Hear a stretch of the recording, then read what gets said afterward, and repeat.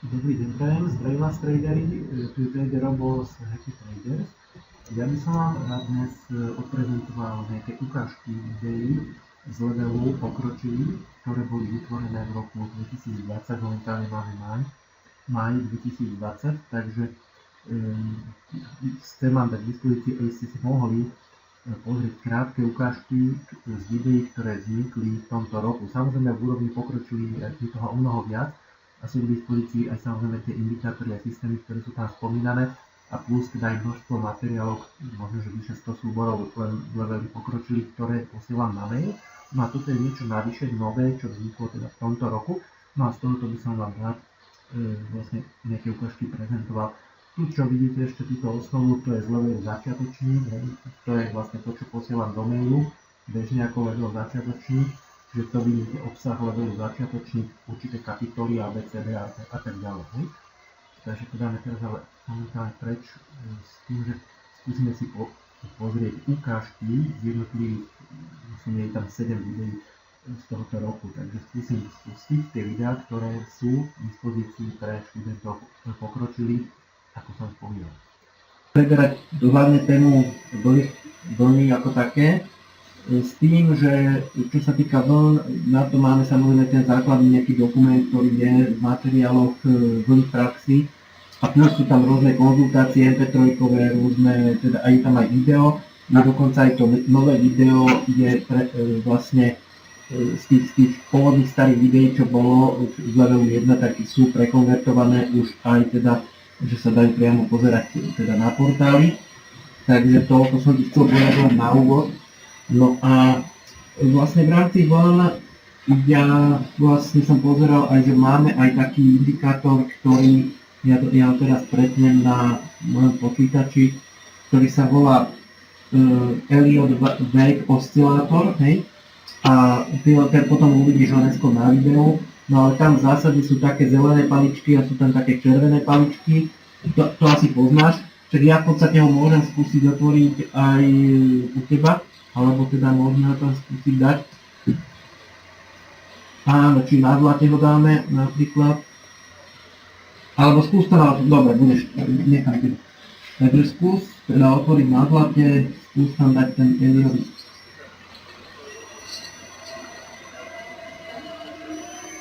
No, tie vlny v podstate sa vyskytujú v tom trhu neustále. Ide o to, že teda z času na čas sa ten trh zmení.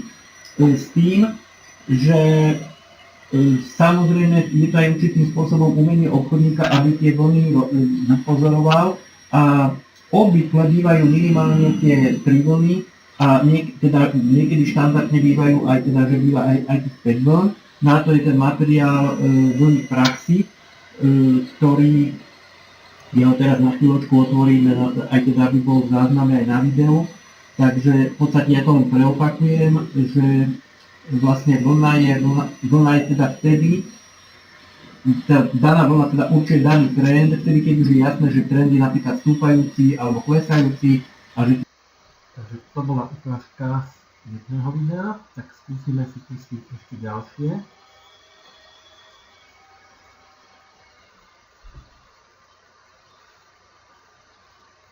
Takže zdravím všetkých obchodníkov, tu je trader Robo zo stránky akcie forexburzacommodity.heabindex.com.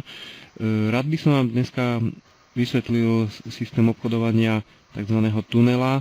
Je to špeciálna verzia tunela, sú viaceré teda možnosti s tým, že teda ja obchodujem konkrétne tento tunel so špeciálnymi nastaveniami a parametrami, ktoré sú zabudované už v samotnom tomto indikátore, ktorý som vám posielal. Čiže chcel by som vám vysvetliť, ako pracuje tento vlastne systém. No, je teda používaný v MetaTraderi, čiže otvoríme si na MetaTraderi hodinový graf Libra dolár. Na tom vlastne grafe si otvoríme ten indikátor Petro Vegas s tým, že pokiaľ teda si ho otvárame, tak hľadáme ho medzi vložiť indikátory vlastné, tam si dáme Petro Vegas. Tam sa nám objavia také rôzne teda čiary, ktoré aj tu vidíme. S tým, že ešte k tomu potom potrebujeme si doplniť tam Move Average 12 typ exponenciál. Čiže to je klasický Move Average. Čiže Takže toto bola ukážka z jedného systému a bolo to z staršieho videa z roku 2007, ktoré vzniklo vtedy a bolo pôvodne teda v tom roku vyrobené a v tomto roku bolo len prekompilované vlastne a mierne teda tam pridané nejaké titulky alebo mierne úpravy. Takže to bolo to také staršie video, ktoré sekcie pokročili. Teraz si pustíme ďalšie video, to už by malo byť z tých novších. Dobre, takže my sme začali teda, no ja som teraz prihlásený u teba, ja som tam otvoril náznak treba, ale teda môžeme na ľubovoľnom páre, na ktorom chceš, alebo teda môžeš si tam nahodiť svoje sviece.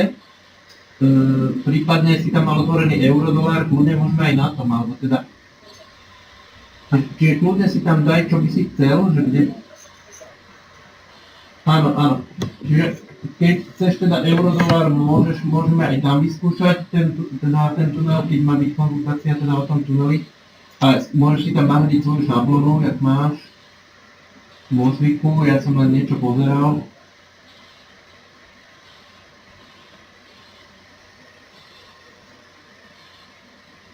Alebo nás, no, takže dobre, čiže možno by som nechal takto trošičku teraz s teba akože pracovať s grafom aj teda s celkovo. Lebo človek sa naučí až 90% z toho, čo sám robil a iba 30% z toho, čo sám videl alebo čítal, hej, to sa. Takže lepšie je.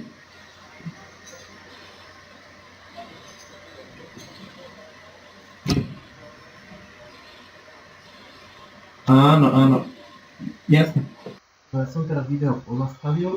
Obvykle tieto videá majú približne rozsah 1 hodiny, približne tam cca 7 majú 2020.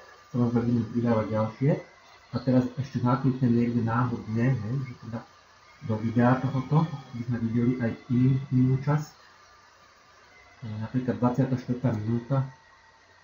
Bolo RAW 7534 a HIG bolo 7641. Čiže 7581 mohlo byť niekde tu na tej svieci, hej? Niekde tu na. Dajme tomu. Hej? Čiže v praxi by to tak teda vyzeralo, že by si vlastne vstúpil za tú cenu. V takomto prípade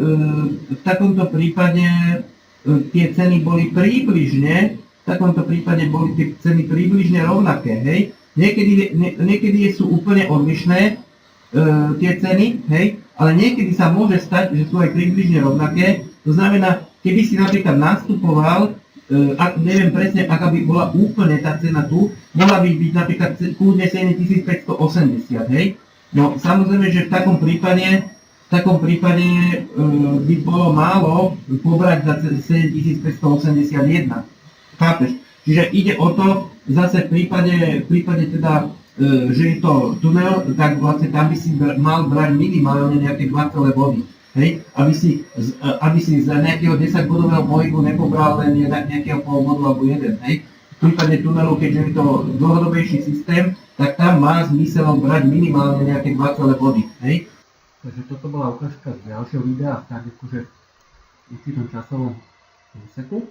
Pozrieme si teda ukážku ešte z jedného nasledujúceho. Postupne teda môžeme pozrieť aj zo všetkých, čo tu máme.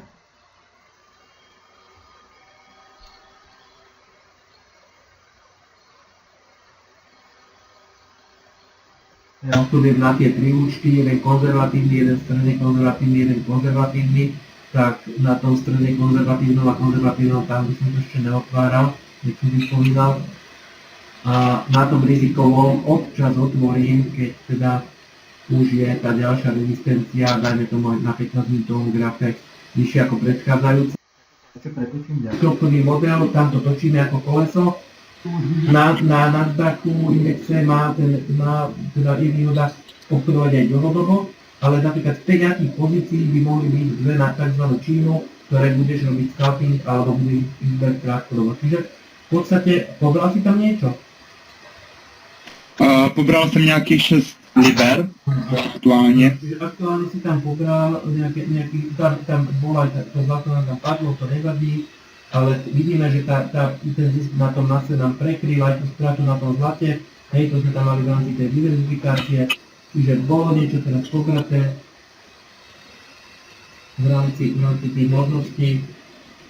Takže to bola ukážka z ďalšieho videa s ďalším študentom. A môžeme si teda pozrieť ešte ďalšie video, ktoré máme v pokročilej sekcii.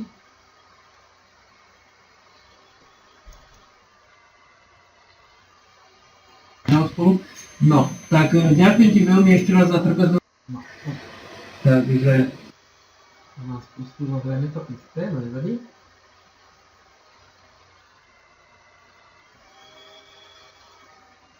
Tak napríklad z tohoto si...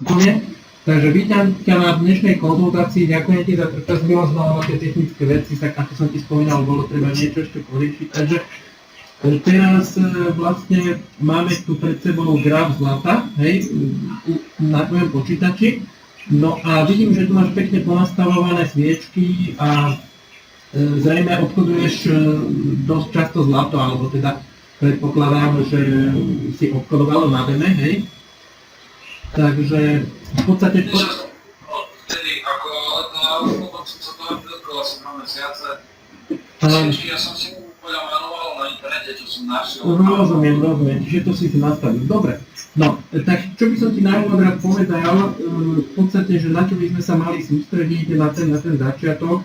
No, aby som teda tak vysvetlil veľmi jednoduchú záležitosť, že svoje trading, obchodovanie, tvoja ekvita na tvojom účte sa bude vyvíjať hlavne podľa tých produktov, ktoré konkrétne budeš obchodovať. A to je v podstate celkom kľúčové, pretože tradery, ktorí obchodujú veľmi extrémne volatilné produkty, tak ich MOVE average KMK, 12-ková alebo 5-ková EMA, väčšinou je všelijaká kľukatá. A pokiaľ teda si zoberieme toto zlato, napríklad XAU USD, ktoré tu máme otvorené, tak jeho krivka je pomerne pozvolná, alebo teda vie v jednom smere ísť dlhší čas. Hej? A to isté platí pre ten index Nasdaq 100, to je teda index, v ktorom sú zastúpené tie najlepšie technologické americké akcie. A ekvita tohoto indexu obvykle takisto ide priamočiarnym spôsobom nahor. Samozrejme v čase, keď není panika na trhu, alebo v čase, keď není nejaká kríza. Hej? A teraz sme to práve nedávno zažili. Takže to bola ukážka z ďalšieho videa. A máme tu ešte jedno video. Môžeme skúsiť takisto. Tu som si dal teda nejaký čas ešte napríklad vzhľadom na to, že mal som neplánovaný hovor, ešte niečo som musel podokončovať a teraz zase ponastavovať tieto okná. Takže, čo by mal urobiť? No, najprv by mal zistiť určitý stav trhu, v akom stave sa ten trh nachádza, hej? A zistiť určitú takú dynamiku trhu, ktorá vlastne buď tam je, alebo tam nie je, hej? Alebo či ten trh teda jasne trenduje, osciluje, neosciluje. Čiže to sa dá napríklad zistiť aj pomocou indikátora momentum. Dobre, takže to bola v podstate taká ukážka týmito novšími videami z levelu pokročilý. No a ja verím, že sa vám ukážky páčili a že v krátkom čase vás budem vedieť privítať medzi mojimi študentami. S tým, že s každým študentom vediem dlhodobú spoluprácu a aj po skončení výuky posielam teda aktuálne nejaké indikátory, materiály, nové veci, ktoré priebežne vznikajú. Takže budem sa tešiť a teším sa na spoluprácu a verím, že sa stretneme aj v rámci mentorských hodín a konzultácií a rád vás privítam medzi študentami. Ďakujem za pozornosť.